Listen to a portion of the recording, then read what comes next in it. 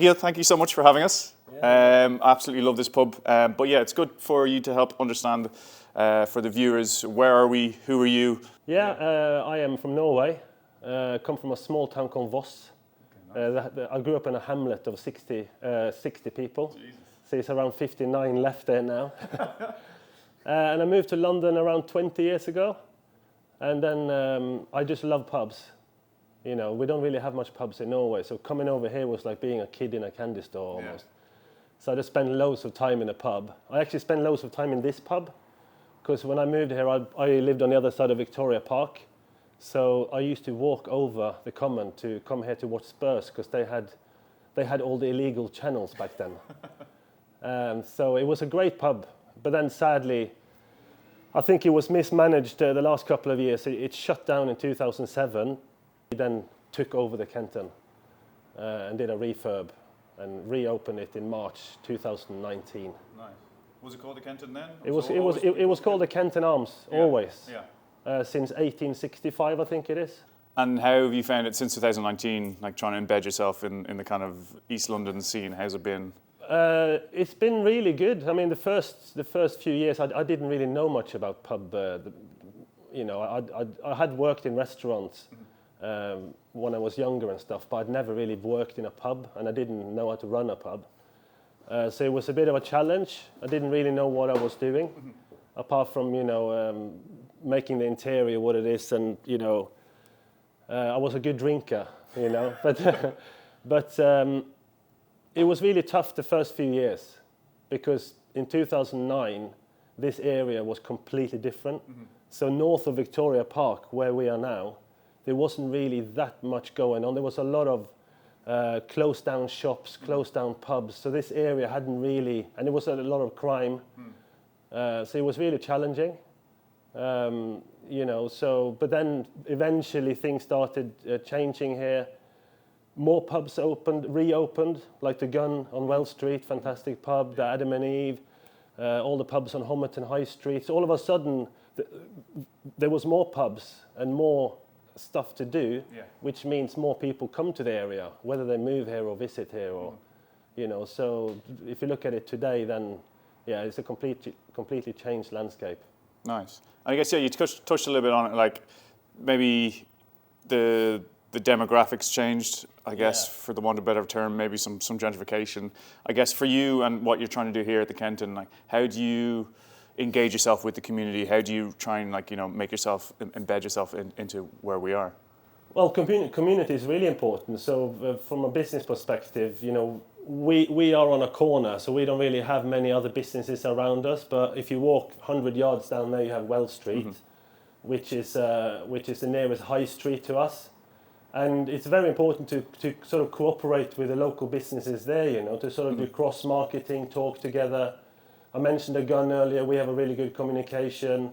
So that's really important to us to, you know, we use the local greengrocers, the local DIY shops, the local florists to sort of use your as local as possible. Nice. And then obviously the people, our neighbours, is important. We have a good communication with our neighbours. Because one thing in recent years is you get a lot of noise complaints, for example. Yeah. But we have a good dialogue with the neighbours. You know, a couple of years ago, I had a good chat with our next door neighbour. She was mentioning there's a lot of noise from the beer garden and stuff, and so we kind of mitigated and then decided to close the garden a little bit earlier without you know, it going to a noise complaint or anything. Yeah. So you sort of have a good communication with everybody. Yeah. Nice. I love that. Yeah, it's so important to be like just to be open, I guess, with your neighbours. I guess as I'm looking at this beautiful pint in front of me, because I have to say that, of course. But yeah, with regards to us and here at Pillars, help the viewer understand, or help us understand, like, why did you work with Pillars? How do you find working with Pillars? Don't worry, no one's pointing a gun to you right now, so you could be honest. But yeah, help us understand. Like, initially, how come you started working with Pillars? I was introduced to Pillars in 2019, and then I went up to Ravenswood in Walthamstow and met Gavin and Omar. And the first thing for me was just the people. You know, such a friendly guys, and most importantly, the product is really good. I think you are one of the. Are you one of the only sort of craft breweries who focus purely on lager and pilsner, right? Yeah, we were the first in London. Yeah. There's a few now, but yeah, there's about I think 6 or 7 UK breweries just focusing on lager, which is because we have we kind of wanted to have more craft beer on at that time, and I kind of always struggled to find a good lager from other craft breweries. They're all fantastic at IPAs and hazy pales and stuff. But I think the taste of Pillars was the big selling factor, and you obviously have a big range of, you know, you got your Helles and Pilsner and, you know, so yeah. Nice, and I guess. And you have the coolest kegs in the whole of London, you know, the beautiful orange kegs.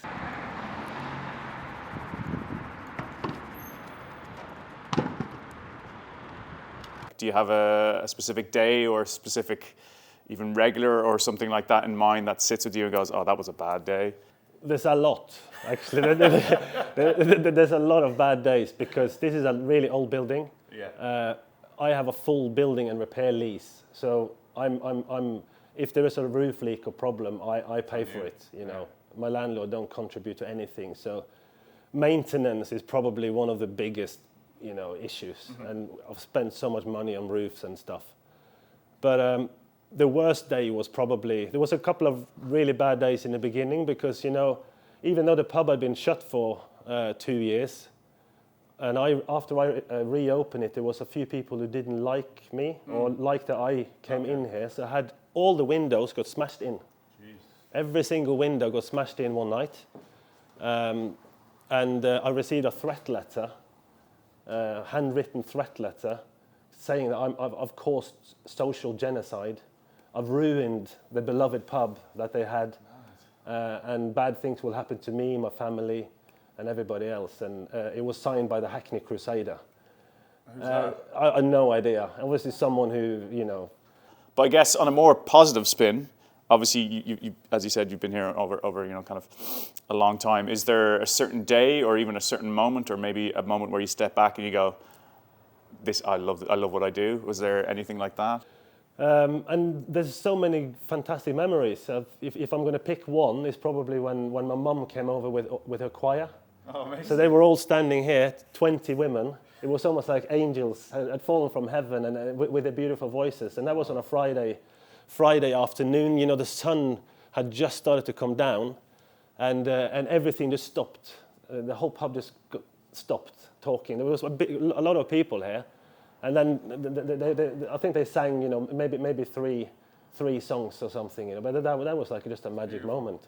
So you've done a couple of things here that I think is really amazing, and I think that maybe other businesses watching this, pubs, restaurants, or anyone can learn from. Can you help kind of tell the audience what a couple of, hopefully you understand what I'm talking about, the two things that you've done that to kind of help you kind of just stay more alive, but also be more unique?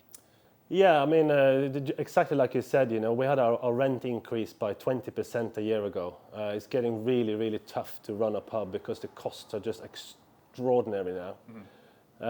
So we were sort of thinking it's just important to utilize every inch of a property because, you know, the rent is already there to make the most out of it. So what we did 2 years ago was to, because the kitchen had been empty for a year, was to build a karaoke room in there. So the old kitchen is now a private karaoke room.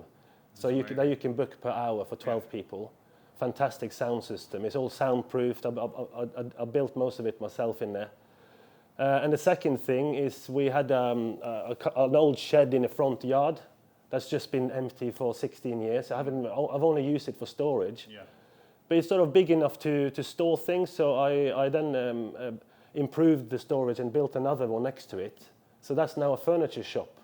So I'm selling vintage furniture because I've always had a passion of going to markets. I mean, everything, all the interior here, I've found on different markets and things. So I thought, you know, that's something I can do. So I just finished an upholstery course because it's always good to learn new skills as well. So I did an upholstery course at Shoreditch Design Rooms in Hackney Road. Yeah. That I finished a month ago. So I'm also upholstering my own furniture. I've already done a couple of the old bar stools here, which will also then be a part of the furniture business. So Yeah, that's two things we're sort of trying to do, and trying to get some more income than just pouring beers, you know. Yeah. No, I think it's genius. And like full disclosure, I went for a dinner down at Shanky's, which is an amazing restaurant just on Wells Street. Yeah, fantastic. And I came in here, it was my birthday, and then we came in here for pints afterwards because we had to come here. And then, yeah, we're having pints, catching up with my friends and family.